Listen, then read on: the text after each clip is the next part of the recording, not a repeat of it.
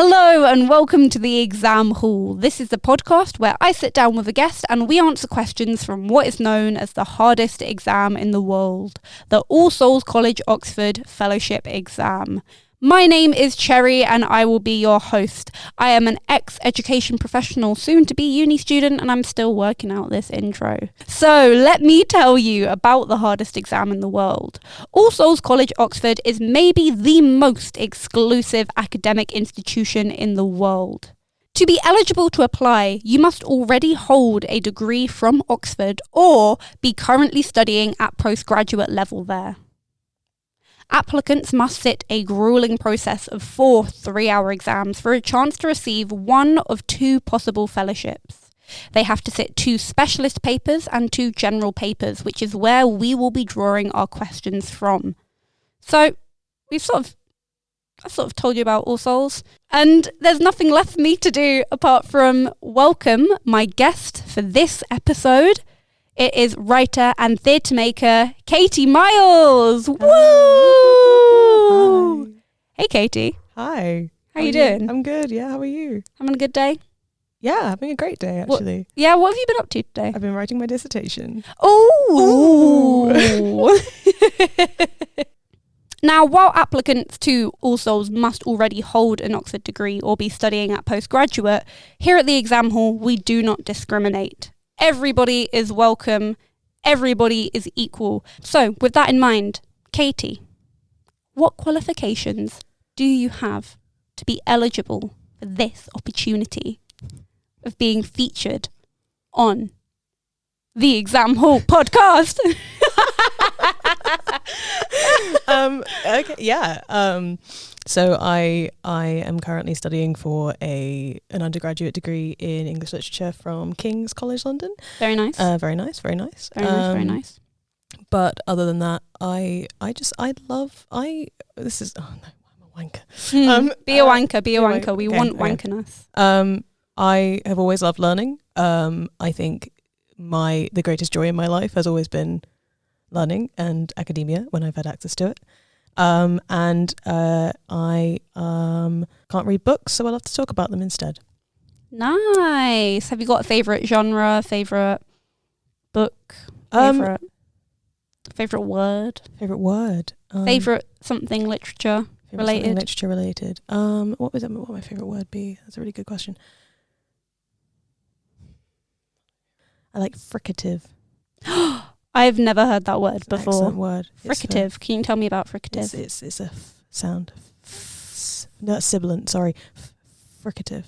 Fricative. Yeah. It's not quite plosive. No. Plosives are the ones that you shouldn't do in a microphone. No, the ones plosives are the one that are really disgusting. Close up.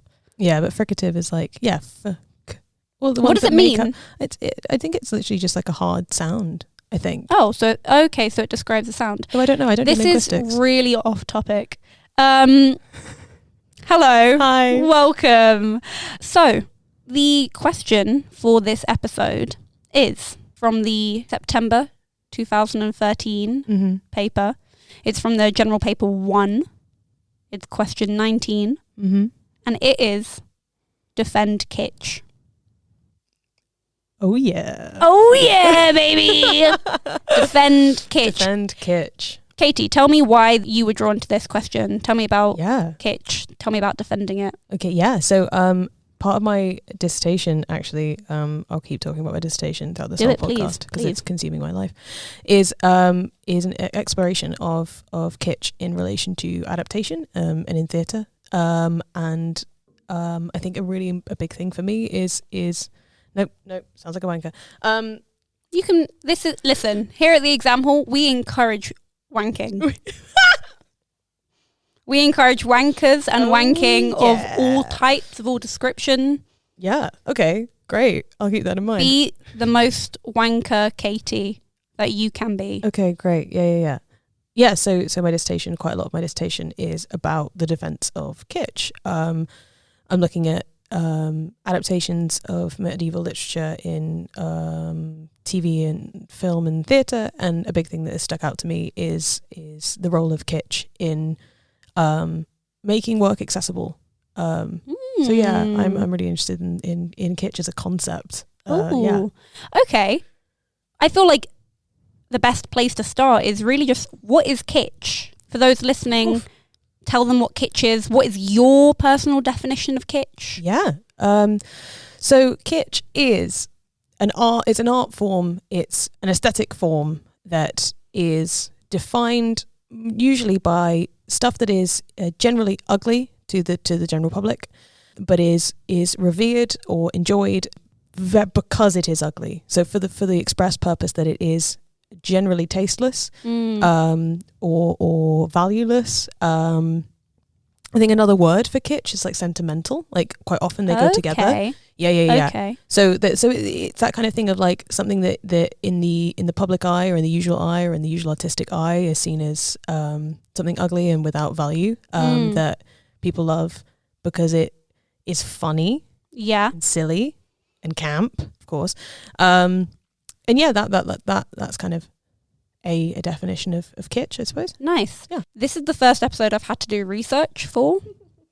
I've done some reading into kitsch, and something that struck me in some of the sort of reading I've done about kitsch is it sort of talks about it being in bad taste. Yeah. Something very interesting I learned. Let me see if I can find it. It's the etymology of the word kitsch. Ooh, okay. The history of kitsch, from my sort of brief research about it, it sort of comes into use in the 1860s among Munich artists and dealers to describe cheap art.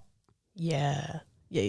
And it doesn't seem to be a set history of the word itself. It seems to be something that is debated. But I think the most common one is it comes from the German word kitchen, meaning to cheapen or to make do, and the German word verkitchen, which means sort of to flog. I think it's sort of kind of Del Boy. Bit of Del Boy, kind of flogging down the market, and nice, yeah. Bit of hooky gear. So kitsch is defined by something being ugly, bad. Yeah. Why are people drawn to things that are kitsch if it's considered bad? That's a really good question. Thank you. I think people are drawn to things that I suppose it's in a way of kind of looking for let me try and phrase this. Actually, I'm going to take a moment to think about this. Do it. Take your moment. I'll we'll play some sort of lift music here. A little bit of music. That's kitsch music. Oh my god! Kitsch music, guys. Kitsch music. I think a lot of the time with kitsch, it's that it's making fun of, or it's making pastiche of things that are usually considered high culture, and making them easier to get hold of, easier to make their own, easier to change into something that they feel like is representative to them. I think I think also like it makes people feel a kind of silly joy. Do you know what I mean? Like I did a play where a lot of the design was specifically about being as kitschy as possible. Oh, fun. What was the play about? What was it? Yeah, Tell us about it. Oh my god, okay, shameless plug. So it was called In Good Spirits, and it went to Vault Festival earlier this year, and it was about ghosts from different time periods living in this house, and the house is going to be demolished. How do they navigate the house being demolished? And in order to capture this kind of timelessness that we were going for, we like lent really hard into kitsch, because kitsch is timeless. I think there's a kind of recognizability, there's a kind of relatability to kitsch in it being cheap and it being accessible.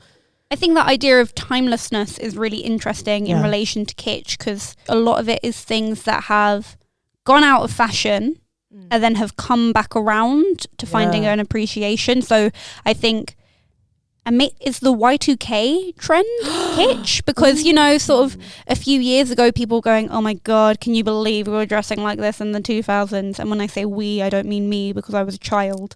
Me too, don't worry. But now it's sort of come back around, hasn't it? And people, in my research of kitsch and in my understanding of kitsch, there seems to be a relation to the trend cycle. Yeah. Oh my God. Absolutely. I think, trend cycle. I think Y2K is a really interesting example because it's one of those trends that went so hard out of fashion and has come back around so quick. Yeah.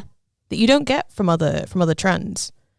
And I wonder if kitsch then is about intention, because I don't know about you, but when I see somebody doing the Y2K fashion stuff now, I know nothing about fashion, but if they look like they're doing it with a level of kind of tongue-in-cheek intentionality, there is that feeling in me where I'm like, oh, that's silly, that's great. Yeah.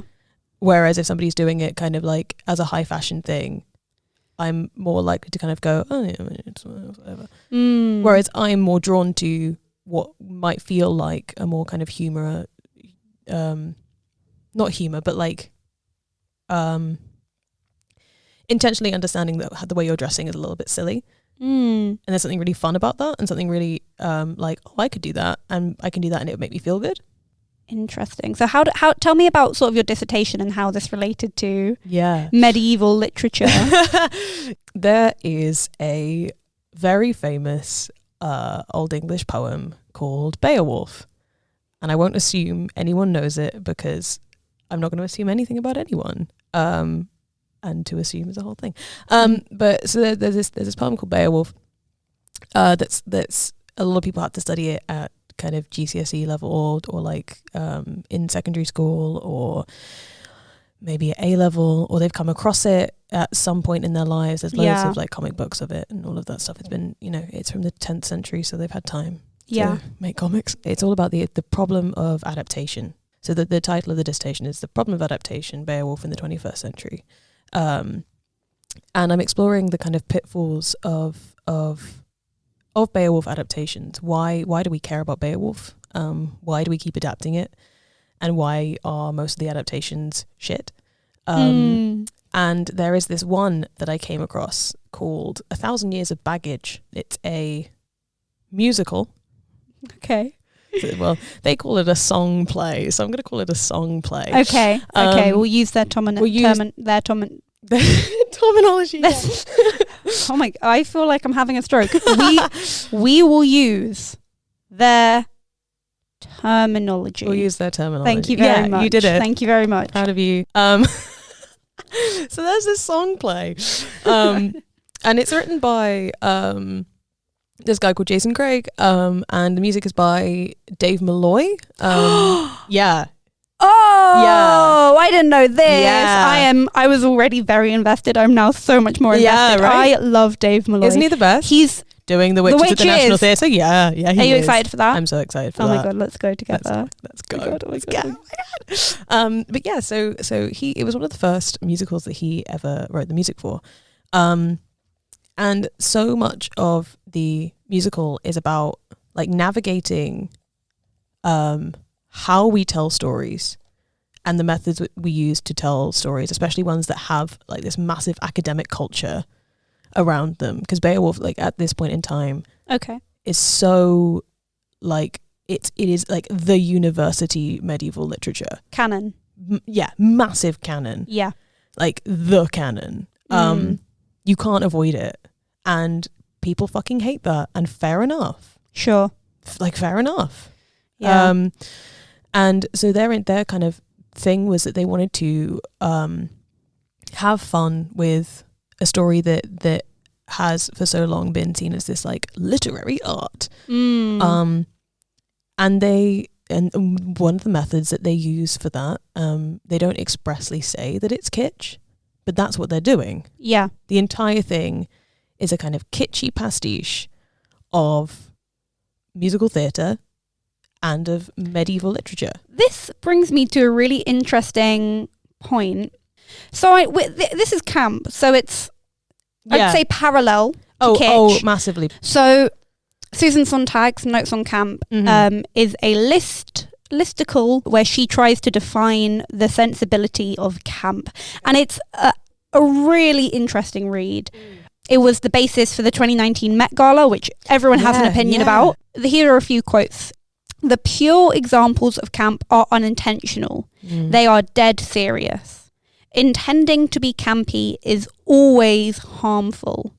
She also says one must distinguish between naive camp and deliberate camp. Pure camp is always naive. Camp which knows itself to be camp, then she puts in brackets, camping, is usually less satisfying. This is so interesting. Yeah. Do you agree? Do you think it's satisfying if people are trying to be kitschy, to be campy? I really understand what lovely Susan Sontag is getting at. I actually really like what Susan Sontag is saying, and I think I understand her point in that if something is done with a level of deliberateness, often it takes away from the kind of the silliness, the joy, the sensibility of kind of stumbling across something and going, this is camp. Yeah. I think in the naivety, I really enjoy what Susan Sontag is saying. In that to have a kind of pure camp, there is a level of naivety, because I think in that naivety, in that kind of being completely sincere, there can be something really beautifully expressive and silly and unburdened about that. Yeah. And that if you are aiming to be kitschy, aiming to be campy, often that can fall on its face, and you can feel like you're working too hard for something that your audiences might not. You know again what I'm getting at? Is it sort of like films that are trying to be bad on purpose? Yeah, like Sharknado. Yeah, like Sharknado, and like no, but I don't think Sharknado. I don't think Sharknado is trying to be bad. I think in the later installations of Sharknado is trying to be bad. That's why you don't remember any of them. I do remember Abby Lee Miller being eaten by a shark. Abby Lee Miller's in one of the Sharknados. She gets eaten by a shark. In which one? 3, I'm going to say. Okay, I'm going to watch that tonight. But, I mean, it feels like... I don't think when they were making that first Sharknado film, they were trying sincerely to make a good film. No. They weren't putting their hearts into it. Tommy Wiseau's The Room. Oh, hang on. Camp classic. Camp classic. Kitsch classic. He wholeheartedly was trying to make a good film. He was. He truly believed in The Room. He still believes in it today. He's in on the joke a little bit, but also still believes he made a good film, I think. This is why I think that Tommy Wiseau is a camp icon. And The Room is so much more enjoyable because he believes wholeheartedly in what he is saying. Absolutely. So, in 1,000 Years of Baggage, are they trying to be campy and kitsch, or are they just making something in earnest? Do you think they're intentionally trying for camp, or were they just having fun? Here's what I think they're doing. Tell me. Oh, I will. Is they're doing comedy. They're making comedy. They're doing a comedic play, song play, musical, with no money. Oh, okay. And so what does that do? Very low budget. It enables kitsch, because kitsch is I think an accessible art form. It requires a level of cheapness. Absolutely requires. So I don't think what they were going for was, oh, this is kitsch, this is camp, this is pastiche. But what I think has happened is that by having no budget, by working within what they had, by going, oh, this is silly. We don't have the money for this, so we're gonna throw things at the wall. We're gonna create comedy. They've created something that is genuinely beautiful, but is pure kitsch. And I think it does require a level of sincerity. You've got to be. You're not out here being like, oh, this is kitsch, this is shit, this is whatever. You're going, oh, this is kitsch and this is brilliant. Like what I'm doing, I believe in this and I love this. Yeah. And I have no money to do it, but my God, am I going to throw things at the wall and it's going to be funny and you're going to love it. You've got to have self-belief. You've got to wholeheartedly throw yourself. Yeah. We've touched on Notes on Camp. We first started talking about kitsch. Yeah. And you were telling me about your dissertation. My understanding of kitsch was just sort of a synonym for camp. Yeah. And I sort of thought they were one and the same. What's your opinion on that? What are the distinctions between kitsch and camp? I think there's obviously a necessarily queer element to camp that doesn't have to be present in kitsch. Interesting. Based on the kind of the culture that camp has emerged from, I think it necessitates. And how do you define queerness? But like a queer dimension. Queer dimension. Let's bring up Sontag again. She talks about gender and queerness in Notes on Camp.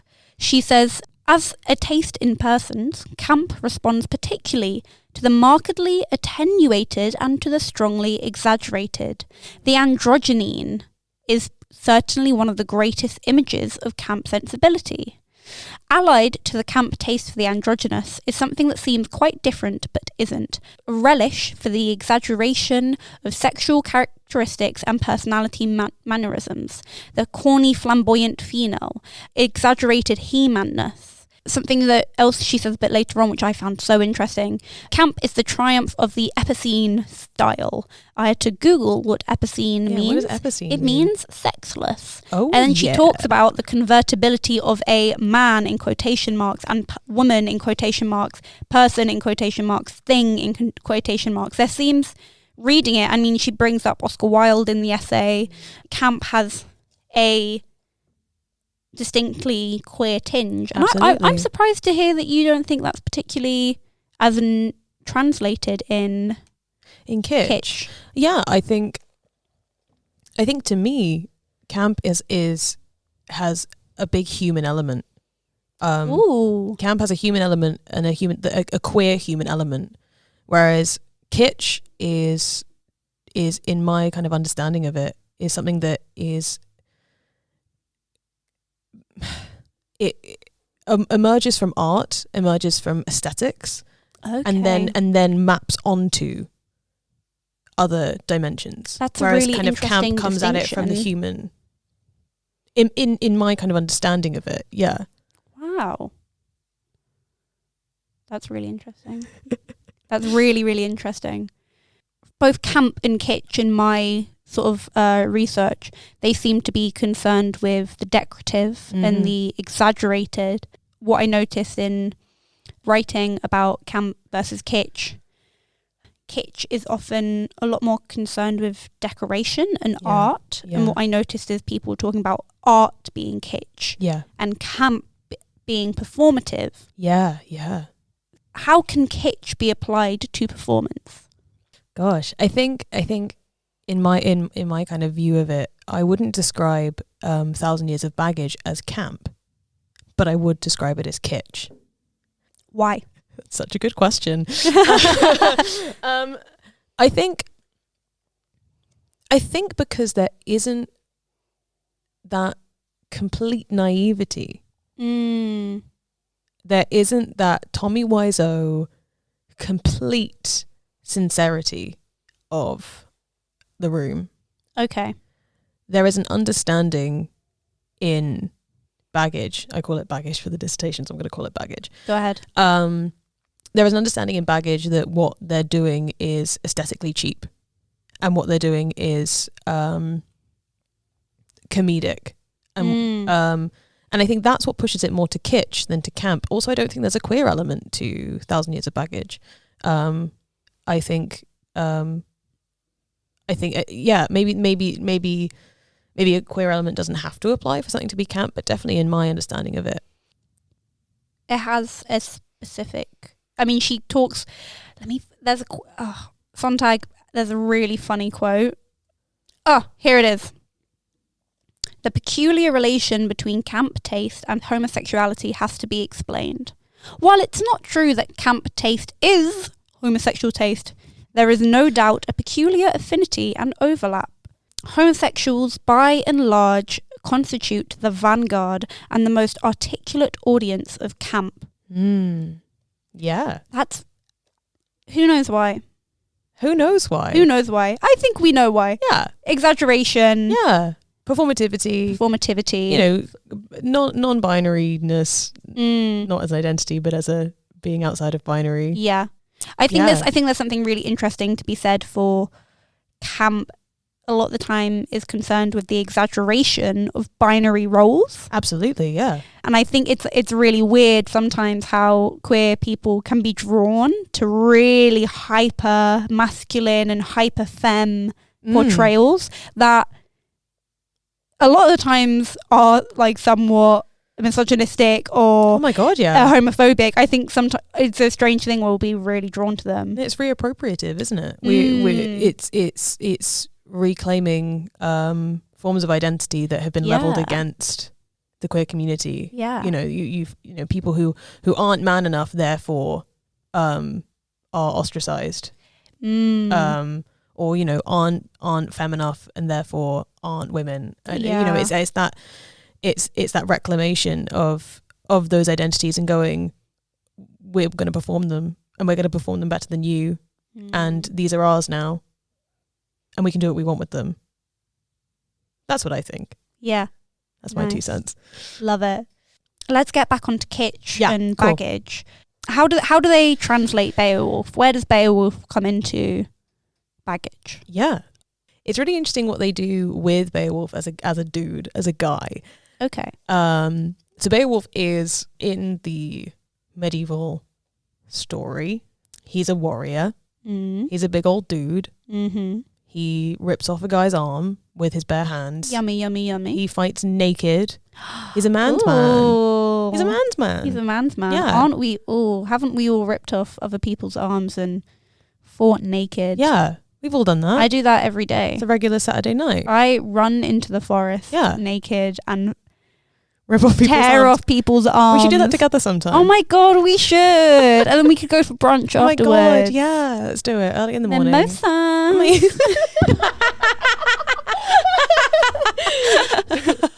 Yeah. But I think it's interesting. So Beowulf is this man's man. But he's also described as being like the meekest and mildest and kindest of men.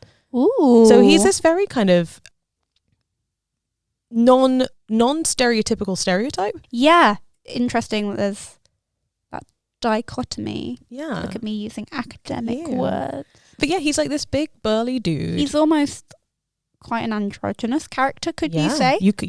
Could you say he's almost outside of the binary? I suppose. Well, interesting you say that, because it's interesting what they do in Baggage is this guy comes in and it's played by the guy who wrote the play, and he's not a man's man, and he's Beowulf. Ooh. You know, he's not ripped, he's not jacked, he's kind of he's wearing a toupee, and he's got his trackies on, and he's strutting around, and he's doing a little dance. But he's also at the same time being called the manliest of men. And so they're really playing with what defines like the manliest man. So in Baggage, how do they define the manliest man? There's this song that is called Hey, It's That Guy, which they do this whole, they're not reading directly from the poem. They've made this up. And they're talking about how he is the strongest man in the world, and he's standing there behind this sheet, and he looks huge.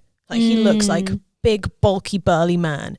And then like the start of a WWE kind of fight, whatever, I've never watched WWE, but he like bursts through this paper and he's just a guy. Like he's not like... He's just Ken. He's just Ken. This is the second episode in a row that I have made that joke. As you should. And I am proud. As you should be. And then, but he's holding a microphone, and he's there going, and there's the one, it's absolutely brilliant, and I think it's really interesting in the conversation we're having, where the lyrics are, look at this body. This is my body, sir. I am a man, sir. I have a body. Oh my God. Right? That. Fun. And I would say that's camp. Yeah. But I wouldn't say that the whole play is then camp. You see what I mean? Yeah.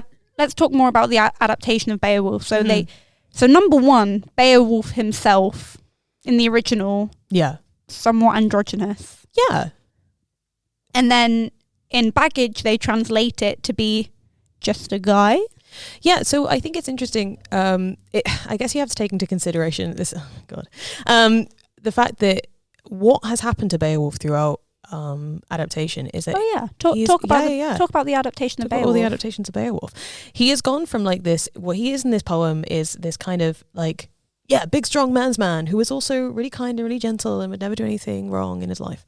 But at the end he's a victim of his own hubris and whatever, but he's like a man's man, but also lovely. And then in adaptations they have gone, oh no, he's like a dude. He's like a real dude. He's a guy like he's like the that hardest sort of exaggerated He-Man-ness. They He-manify him. That Sontag is talking about. They do, yeah. They He-manify him. All these adaptations, that's what they do. So, are those adaptations pure camp? Because they're taking on this exaggerated manliness and portrayal of gender, and they're not doing it to be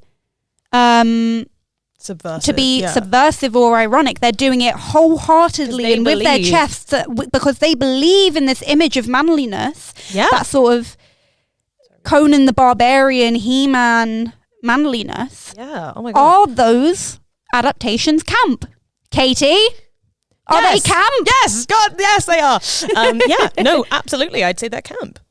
Absolutely, I'd say they're camp. Ooh, so Beowulf has always had a sort of history with campness. Yeah, definitely. Now you've put it that way, I'm like, fucking yeah, they do. Fuck yeah. You just cracked the case. Just cracked that wide open. Yeah, and so it's interesting then that when you get to this song play, which came out in like 2008, so it's not like modern, but it's pretty modern, is that they've kind of gone, oh, we see you. We see this camp, and we're going to flip the camp over. Like what? They take it and flip it on his head. Yeah, they really do. And so would you say that you're sort of saying, I think it's kitsch, not camp, is that the kitschness coming through that they're trying to they're grabbing the campness by the balls and doing something with it. I think they're kind of I guess they're trying to highlight to us as an audience. They're going, look at all this. This has all been camp. This has all been performative. This has all been. This is the whole thing. And they've gone, let's do something fun with that. And I think that's what makes it kitsch specifically. Is they're kind of cheapifying making accessible. As I've said, I've done some research this episode. And I came across a very interesting essay called Kitsch, an Aesthetic Education. It was written in 1989, I believe. And it was written by J. Morial and J. Loy. Double J. And I was really interested in how they talk about kitsch because they're quite disparaging about it, and I'd be interested to get your thoughts. Yeah. So the first thing that they identify is that kitsch is distinctly a result of the Industrial Revolution. Before manufacturing, only the wealthy and the aristocratic had the means to be well-educated, cultured and intellectual, and so to participate in the world of fine arts. Most people were kept busy with the simple necessities of life and had neither the education, time, money or interest to patronise the arts. Patronise those arts. And what they say is, with the Industrial Revolution, the middle class and the lower classes can start affording mass-produced copies of fine art and imitations of art. Do you have any thoughts on the relationship between kitsch and class? Oh my god, yeah. So kitsch is often defined as being imitative, imitations of the classics, imitations of the canon, imitations of things that have high class value, and making them accessible in a kind of cheap form, in a more mass-produced form to people. Yeah, like this says, of people of lower middle classes.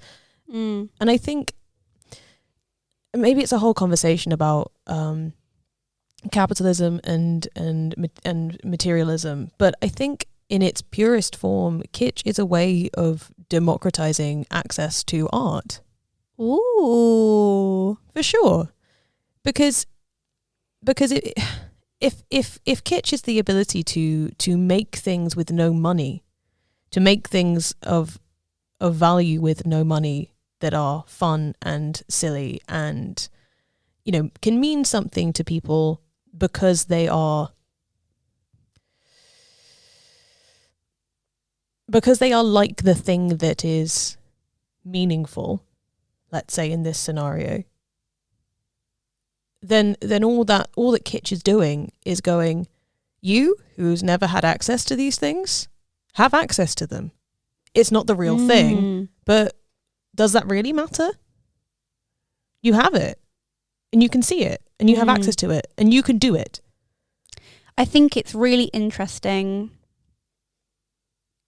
the relationship between art and class, and just like culture and class. And once something is accessible to the lower classes, it then gets this label of tacky, of gaudy, and through that, of kitsch. Yeah. So I mean, talking about like the defense of kitsch, is kitsch a sort of label that is given to things that are no longer considered high class, have been handed down to the lower classes, or are now accessible to be imitated by the lower classes, and therefore they're sort of said, oh, it's kitsch now, it's not fun now? Or is kitsch the label that comes after that thing is described as tacky? Yeah, I mean, kitsch is a derogatory term. Kitsch, in its kind of purest sense, I kind of, you know, we've been saying this throughout the whole thing. We've been going kitsch, like woo woo kitsch. Yeah, but kitsch is a derogatory term for things. Kitsch is a derogatory term for things that have lower value because they are cheap and they are imitative, and that is something that has been put onto these things by people, I think, of higher classes who have gone, oh well, yeah, exactly as you say.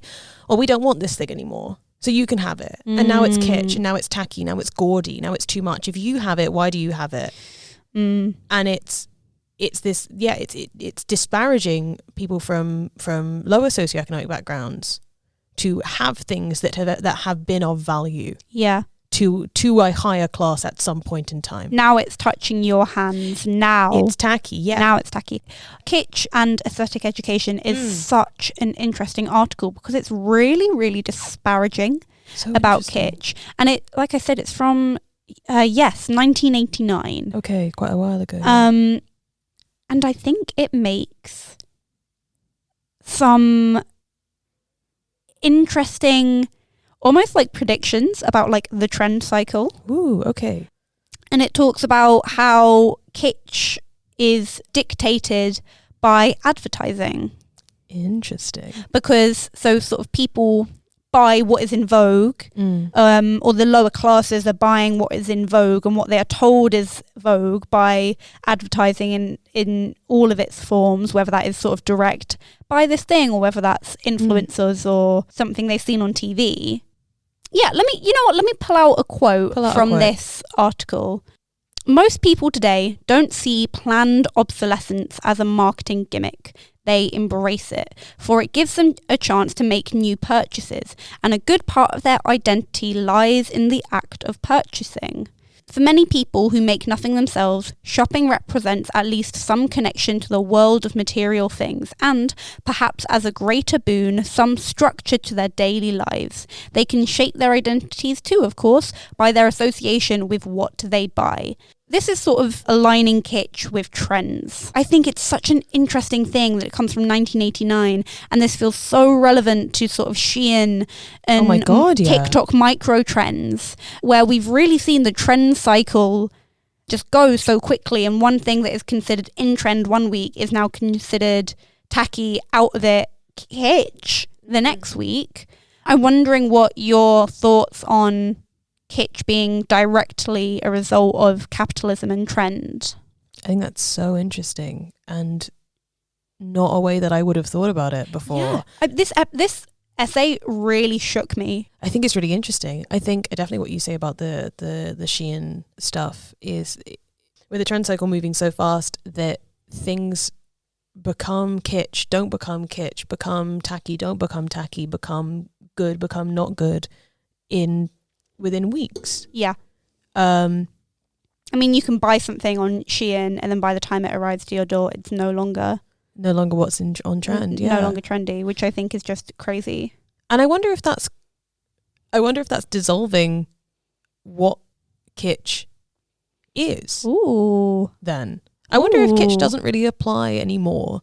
The essay that I drew that quote from is really interesting, and it really clashed with what my perspective of kitsch was. Because for me, thinking about kitsch, I was thinking about like camp and fun and aesthetics and buying things that are ugly, but I love them because they're ugly. And it was really talking about like capitalism and its relationship to kitsch. And it talks about kitsch in a very disparaging way. It says, we don't want anything that calls for attention to detail, interpretation, analysis, or any other reaction other than I like it. Interesting. So in that, it says that kitsch is sort of a passive experience that is a direct result of consumer culture and capitalism. Oof. And I can see where they're coming from their time of writing. Like, look at the kind of moving into the 90s. Yeah. Where what was going on then in terms of consumer culture. Like, you can absolutely understand the disparagement. But I think in the moment that we're at now, where the consumer culture is so, everybody's aware of consumer culture.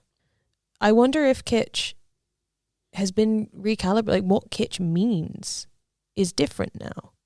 It almost feels like another trend. Yeah. I did a little bit of, I went on social media just before we recorded just to see like, okay, if I type in kitsch into TikTok, into Pinterest, what aesthetics come up?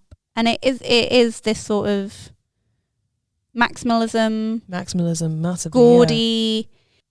I wonder if it's turned into another trend. Yeah, kind of kitsch, a kind of trend all of its own. Yeah, it's really interesting, and that I completely understand that article, and it's entirely valid, and it's like rewiring my brain. Yeah. Currently, how do you feel like that kind of view of kitsch as a sort of capitalist byproduct, sort of the cheap imitations being fed to lower classes? How does that fit in or clash with baggage? I think it's really got me. It's really got me thinking.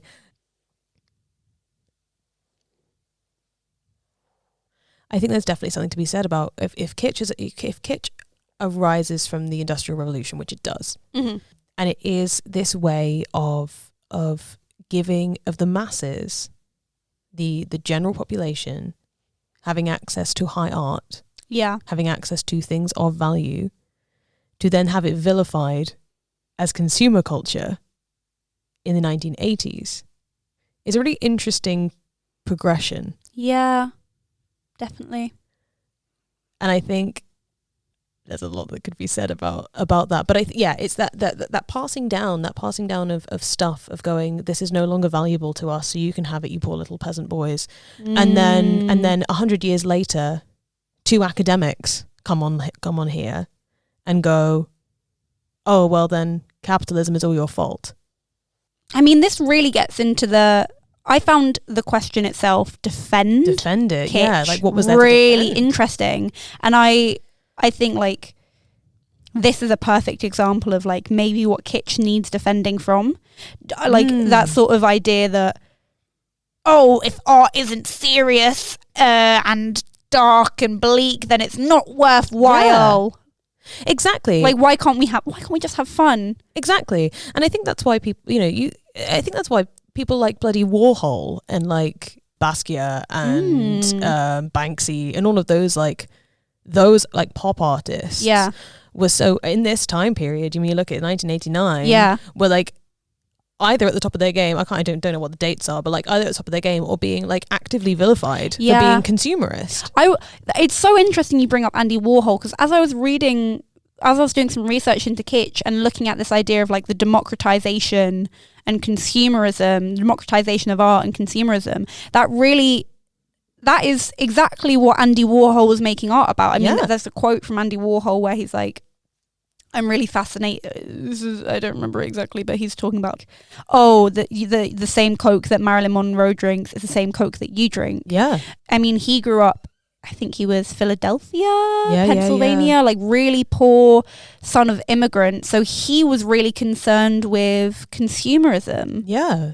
I think it's so interesting, the fact that like people like the mass population getting the blame in a thing like this for kitsch.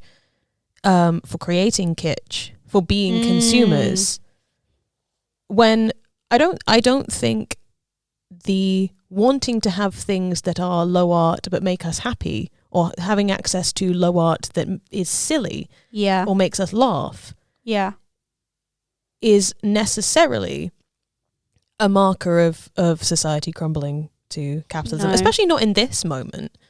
I think we need fun. Yeah. If anything, I think crumbling to capitalism would be to give in and sort of only be creating works of art that are bleak and devoid of all hope. I think it is so important to have art that is fun and is... I get you. Like, I'm so bored of like constantly being told AI is going to take your job and everything's horrible and bleak. No, let's just have some fucking fun. And I think also, kitsch is the rejection of trend following. Ooh, is it not? Yeah. It's the picking up on the past trend. It's the picking up on the thing that was one before. Ooh. It's the going, this is low culture and people don't want this anymore, but I want this. Yeah. So is kitsch not the opposite of this, in that sense of like it's actively rejecting trend culture? Gorgeous. Or just always being one step behind on purpose? Or celebrating in that passing of time.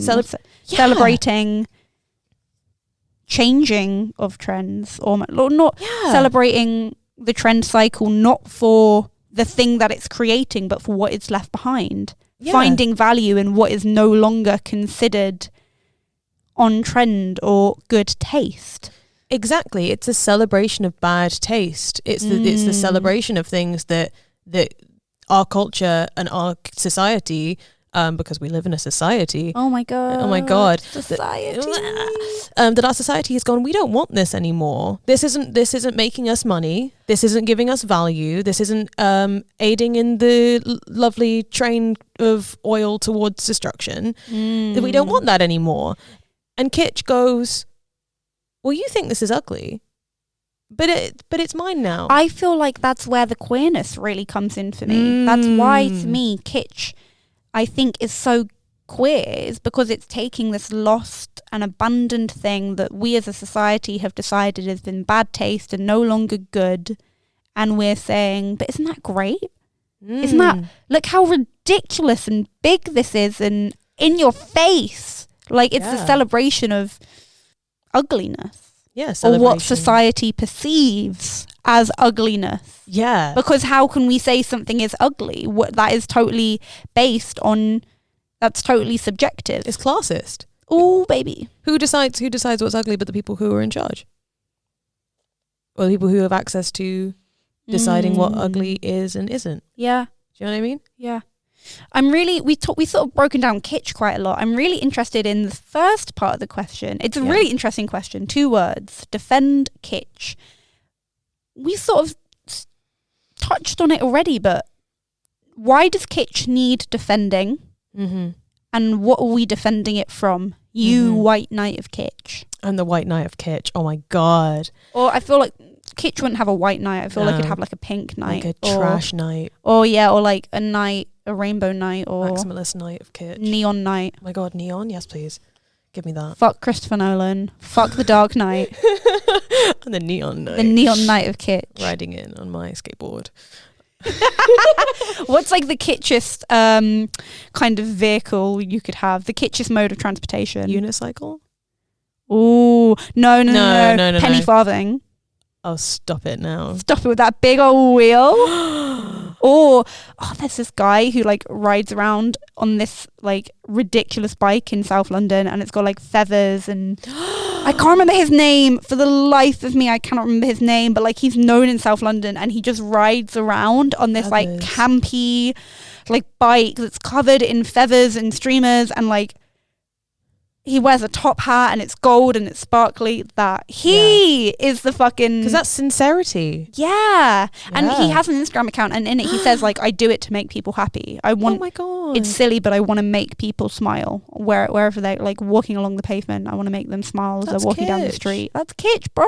Yeah. Kitsch is a healer, would you say? Kitsch is a healer. It's bringing happiness. I think so. So sorry, the what was the question?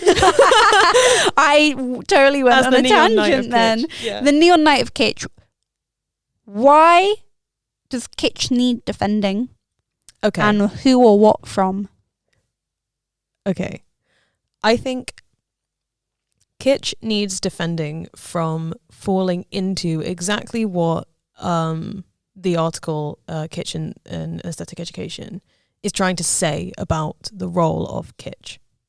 I would say that it is very easy to fall into the pitfall of going, kitsch is a marker of a consumerist system. By going into kitsch or accepting kitsch, we accept that we are passive players in a capitalist system and we're hurtling towards our own doom and everything's going to go to shit. I think kitsch can be, and in the same way as camp, kitsch can be a way of making accessible things that have historically been inaccessible, have been gatekept, have been shunned, have been rejected, and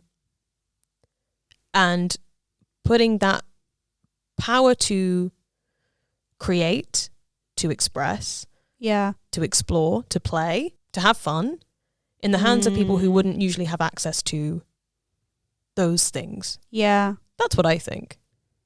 I'm wondering if you could give me some essential kitsch reading or a reading list or a essential kitsch viewing. Essential kitsch viewing. For people who are living bleak and sad lives that are grey and need some kitsch in it. Where do they start, in your opinion? Okay. You've given us 1,000 years of baggage already, which I'm absolutely going to be going away and like obsessing over for the next few weeks. Okay, I would say, I can't remember her name now, but there is a book that I think is called Towards Kitsch, or Towards a Kitsch Art Form, by a woman called, I think her name is Justania Stepien.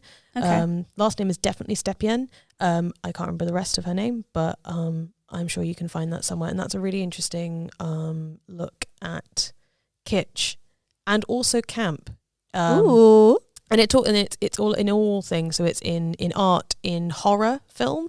That's a massive thing. Kitsch in horror, camp in horror, of course. All throughout different media. It's fantastic. It's a fantastic book. I would say also The Love Witch. Oh yes. That's camp. That's kitsch. That's always the best. I think it's both of those things. I'm trying to think about any other reading that I've done. I think, I'd say those are my two main things that I'm like immediately coming to my head. Obviously, Susan Sontag's notes on camp. It's excellent, even though it's not kitsch, it's camp. But there's a lot of overlap. What specifically about? Let's go on The Love Witch. What can you talk a bit about kitsch and The Love Witch? A little bit of rhyming there for you. A little bit of sexual rhyming for you. Why do you think that should be defined, and why do you think that should be known as a camp film or a kitsch film? Excuse me. The use of kind of maximalist imagery, the kind of tongue-in-cheek approach to genre film, the way, the kind of, again, this is camp, but the kind of hyper feminization of the Love Witch, that blue eyeshadow and the liner, like, oh my god, it has this kind of necessarily queer dimension, and the colors are beautiful, and everything is very kind of, it feels very tacky. It feels like everything is plastic. Is The Love Witch the one that's made? It was made in like 2012, but it was made to look like a film from the 60s. I think so. I can't actually remember. I haven't like consumed it in ages. I kind of just said it because I was like, oh yeah, that's that one. Yeah, I think so. I think my designer, I say my designer, my friend Anna, who's a designer, knows a lot more about kind of that kind of tacky aesthetic in things like Love Witch than I do. Why the fuck are you here then? Yeah, I know. Why am I here? Shout out to Anna, love you. But yeah, I think it's that kind of, that pastiche. It's pastiche, isn't it? Pastiche is kitsch. I think pastiche is kitsch. We've spoken a bit about that hyper feminization and hyper masculinity, hyper masculinity. Yeah. But not butchness. Not butchness. No. It's lesbians. That hyper masculinity. What is the distinction between kitsch and just enforcing gender roles? Is kitsch just enforcing gender roles? How if kitsch and camp are sort of things that look for these exaggerated portrayals of masculinity with super manly men and super feminine women, is it not just enforcing gender roles, or does it transcend that, and how does it do that? I think it's who's doing it and why. I think definitely this is why I think the difference between camp and kitsch is in intentionality.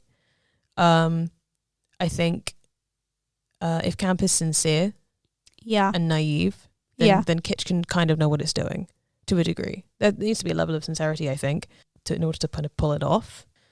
But I think with kitsch, in the idea of kind of hyper gendered performances, is who's doing it. Have a look at who is performing it. Is this like, look at drag. Who is doing this and why? What does their drag look like? Why are they doing this? What is the role of playing up this gender role? Is it to make a comment on the fact that this is enforced on them? Is it to make a point that if they wanted to, they could be that? Yeah. Is it a way of going, this expression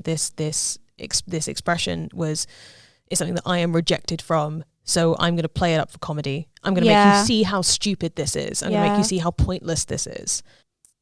It actually, I think instead of enforcing gender roles, it dismantles gender roles as performative. Ooh. Yeah. Not to bring on Judith Butler. Miss Butler. Get in here, Judith. Get on in here. Yeah. So yeah, like it's very. I think it's all down to who is doing it, why are they doing it, what does their performance do? Gorgeous. I am going to bring this conversation about kitsch to a close. Okay. Can you give me your thesis statement? Defend kitsch. Okay. Give me your kitsch manifesto. Kitsch manifesto. Okay. My defense of kitsch is that kitsch is a democratizing art form.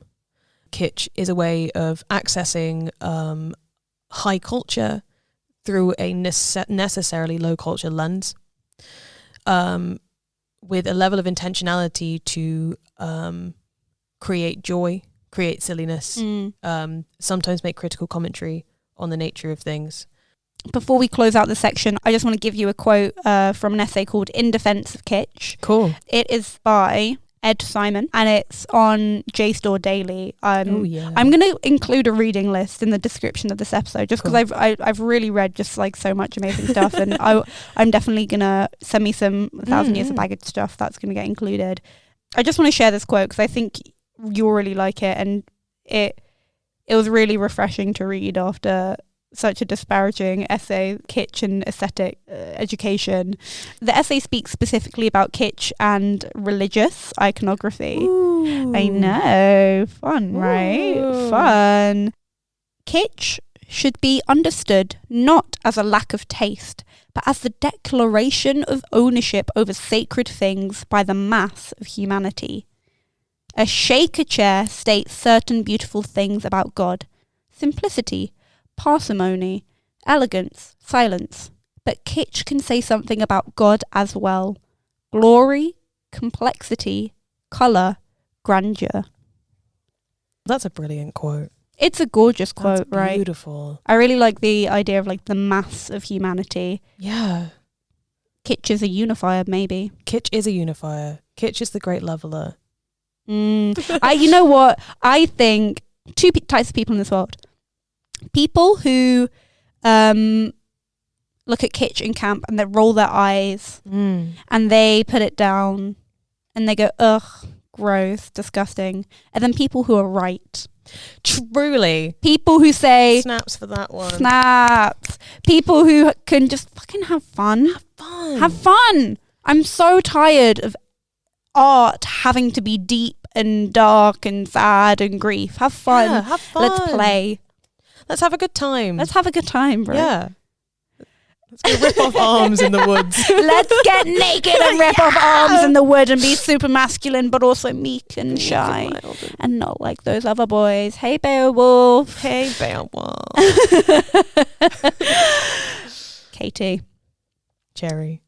While All Souls only allows up to 2 people to become fellows every year. Here at the exam hall, we do not discriminate, we do not gatekeep. And so we have reviewed your application. And I am very happy to welcome you into the alumni of the exam hall. Oh my goodness. Welcome. Thank you so much. How does it feel? I feel so academic. Ooh. I feel so good. Ooh. Academic and so good. That is exactly what we are looking for.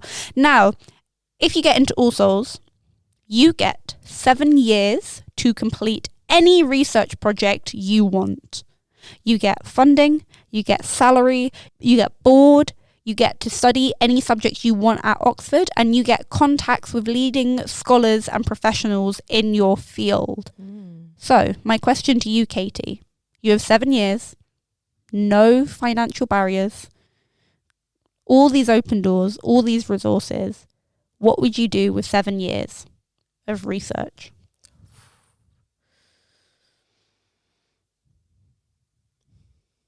I think a big thing for me, as I've been doing my degree, is I've always wanted to write an essay or write essays in a way that my stepdad, who didn't even complete his GCSEs, would be able to read and understand. And I think I would really like to spend years of my life trying to demystify what it means to be an academic. You know? Yeah. And I think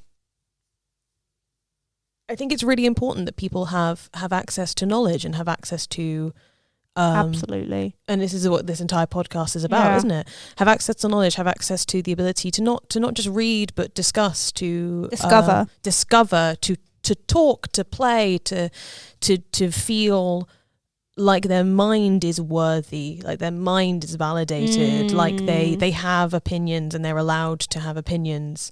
And I think a big important thing for me,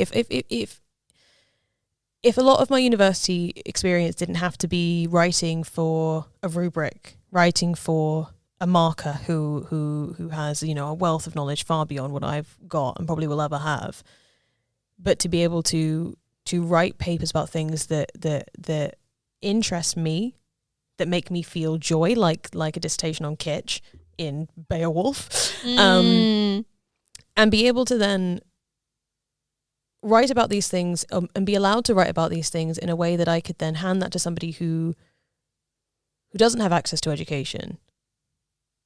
And we can talk about that and we can get them into those academic spaces, because I think learning is so fun.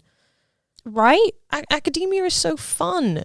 People do their best when they have the freedom to do what interests them and to be encouraged to understand. And this is what All Souls is doing, isn't it? Really, it's giving you the ultimate freedom to do what you want. But the caveat is that you have to jump through all of these hoops and already be at Oxford eventually. Yeah. Already. I think the greatest experience that we have as people who love to learn is being able to be in environments where us learning isn't something that we are punished for if we don't do right away. If we take the time, if we need that time, if we need that help, if we need that space, if we need extra resources, we need that energy. Which hasn't massively answered your 7-year question, but I think demystifying, I mean, what I would love to do if I had 7 years of research at All Souls is find a way to dismantle All Souls. Wow. And disseminate that knowledge. Yeah. Spread it out. Just spread it out to render something like All Souls defunct. Ooh. Which is, that's what you're doing. Ooh. Yeah, that's right. I'm doing it. That's what you're doing. I'm doing the thing. Yeah. Camp classic. Angela Bassett did the thing. I mean, that's really some essential viewing. If essential viewing. If there's anyone out there who hasn't seen Ariana DeBose, her BAFTA rap of all the leading ladies, I think not only is it her little pink jumpsuit, it's also her hair. No one's talking about her haircut. Truly, it's, yeah. That is kitsch. It is that kitsch. Outfit, that wrap, that hairstyle. Kitsch, essential viewing. Couldn't agree more. Could not agree more. You need to change your dissertation. I do. Yeah, I need to change it to Angela Bassett did the thing, an exploration of kitsch in the BAFTA opening rap by Ariana DeBose. Oh my god. So you're talking about sort of like you would want to go in and dismantle All Souls. How do you think we do that? How do we dismantle these institutions and spread this knowledge and bringing it back to kitsch? How do we democratize it? I think a lot of it is language. I mean, that's one thing. I'll go into another thing. If you phrase something in a way that you know a certain caliber of person is not going to understand, you know the kind of person that you're going to get. Yeah. Going for that opportunity. Yeah, I think a lot of these essays and academic writing, it's not accessible in the way it's written, is it? And it's to keep up that status quo. Absolutely. And it's to make sure that the people who answer that question in the right way are the people who have understood those words and have understood that phrasing and have exposure already to that kind of language. Because if you're coming at that from a perspective where you're encountering that language for the first time, you're on a back foot. Regardless of how quickly you pick that up, you've already lost 5 minutes while you've been trying to work it out. Yeah. And you can extrapolate that to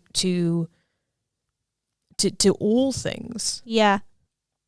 And you know, I'm going back to, so that's one part is language, the way that we use language, the way that we talk about these things, the way that we give those questions to people, give those opportunities to people is already alienating in its language. But I think also, like, you think about something like All Souls, which is an elite college within Oxford already.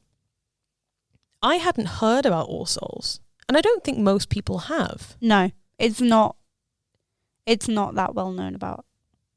I don't think. And why is that? I think, you know what? I think probably in academic circles it's known about. Yeah. I hadn't heard about it until you told me. You know what I mean? So and then you can take that back. You can really take that back to when you're in secondary school. What academic circle do you know about? So a bit of context. So I'm from a lower socioeconomic background, benefit class, all of that lovely stuff, in the south of England, tucked away in a little village. That's where I'm from. I didn't know about any universities really other than Oxford or Cambridge. I knew that there was, so I'm near Southampton, I knew there was Southampton Uni, but that's all I really knew about. It was up to me to research other universities that I could send myself to. And you're instantly on the back foot, aren't you?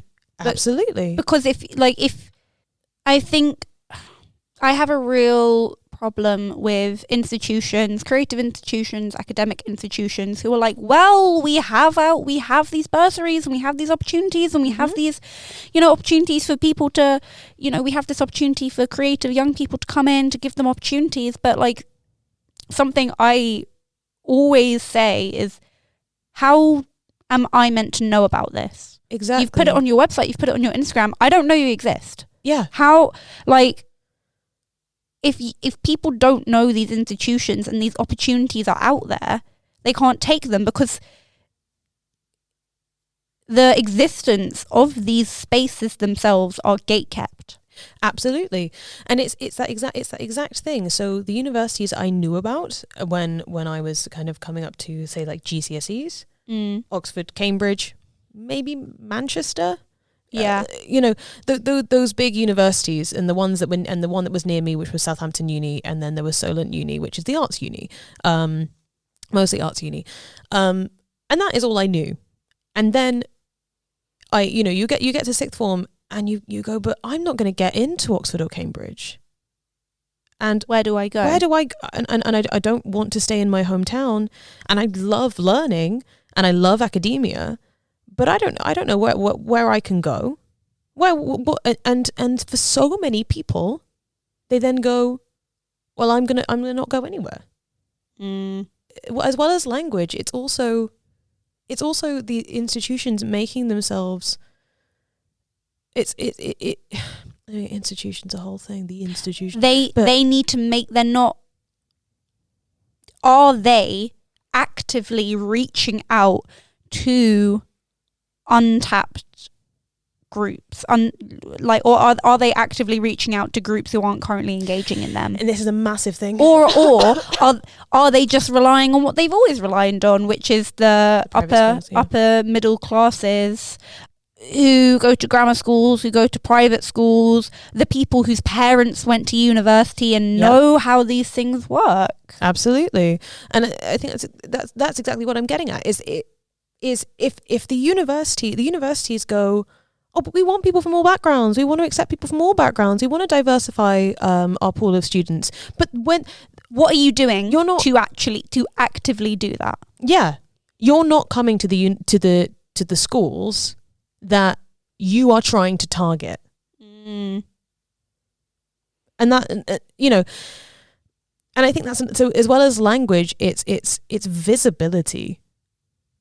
And that's why I think All Souls is able to stay the way it is, because basically nobody knows that it exists unless you are already in the right circles. In order to get in those already right circles, you already have to be in the right circles. When you already have to be in the right circles for that as well. And that comes down to class. Yeah. And I think that can be applied to every industry, especially, I think, we're both in the theatre industry, we're both in the creative industries. It's really hard to get your foot in the door. It's terrible. But if your uncle knows a director, if your dad went to grammar school alongside, the head of the English National Opera, that's not me indirecting anyone, that was me just pulling an example out of my arse. Yeah. But unless you have these connections that can get you seen, it's really hard to get your foot in the door. And I think that's why it's so important to have spaces and institutions that are, number one, funded. Oh my God, yeah. That have money behind them, and that are actively looking for people who don't have that in. Absolutely. You need an advocate, and you need someone to be your in. Yeah, and I think even when you are in, this is something that my housemate talks about all the time, because we're from very similar kind of socioeconomic positions. Yeah. But she's from the north and has come down to London, and I'm from the south and I've come up to London, and it's a much shorter journey for me. I can get home quite quick. Yeah. When coming to uni, she wants to be a teacher, she wants to be a lecturer. That's all she has ever wanted to do. And so this is the right space for her, and she knows that to be true. But for half of her university experience, she considered dropping out because nobody was looking out for her. She felt like she was completely on her own. So she was in this space. She was welcomed into this institution because they want people from this kind of background. But none of her family have gone to uni before her. She's the only one that she knows that has gone to uni. She's from so far away. Yes, she's still from England, but she's, a 4-hour journey away from home on a train. And there has been no one. She's very shy as well, but nobody has gone, I am here to support you as somebody who has not had access to education and has done this because you want it. Yeah. It's that you've picked up on something that's just so true there, which is it's not enough to be getting people who historically haven't been in the room. It's also making sure that you're supporting them and that you're not assuming that they're going to have all the grammar private school knowledge that people coming from more privileged backgrounds would already have. Mm-hmm. It's taking away all of that academic language, like you were saying, and making it more understandable and accessible. Exactly, because it's not as if these people don't have the capability to perform well at university, and using the massive scare quotes, performing well. It's not that they don't have the brains, because they obviously do if they got there. Exactly. And now all you're doing is you're creating a hostile environment that they want to then leave.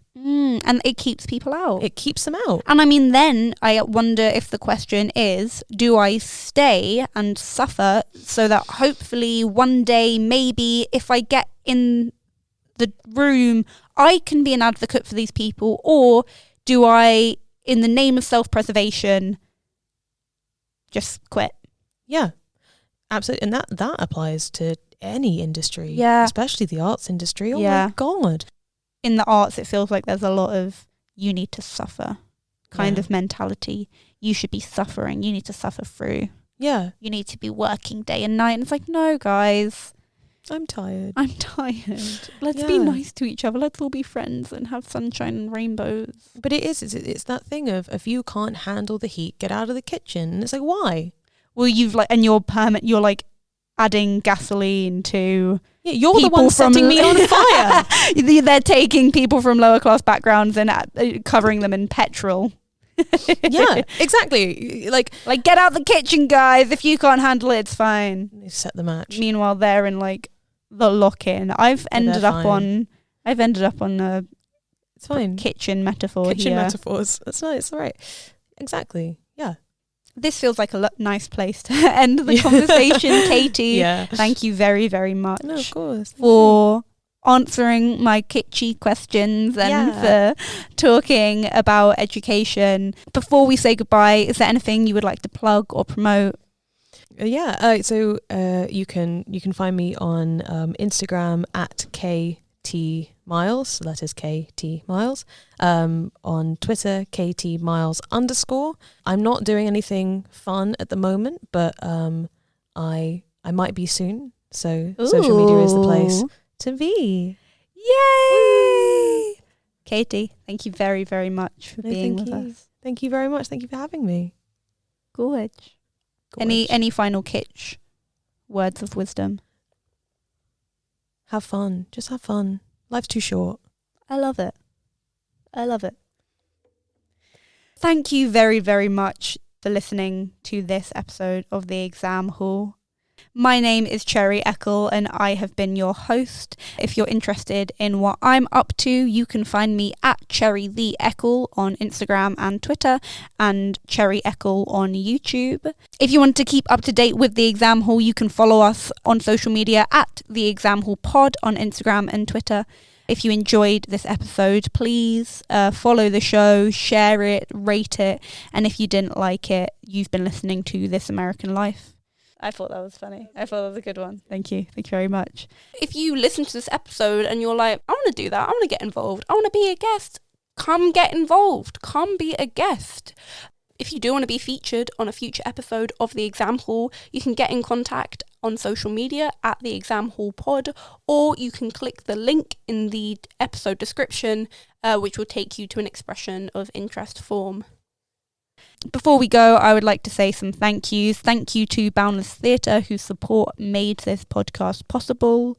Thank you to Streatham Space Project, who provided the space that we recorded this episode at. And thank you to you, the listener, for listening. Thank you very much.